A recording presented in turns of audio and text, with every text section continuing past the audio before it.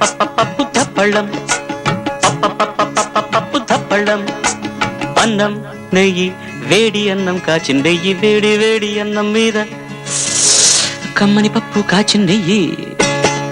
వేడి వేడి అన్నం మీద కమ్మని పప్పు కాచిన నెయ్యి పప్పు ధప్పడం కలిపి కొట్టడం భోజనం వన భోజనం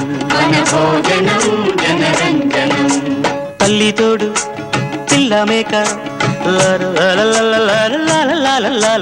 తల్లి తోడు పిల్ల మేక ఆలు మగలు అత్త కోడలు బాసు బంటూ ఒకటేనంటూ కలవడం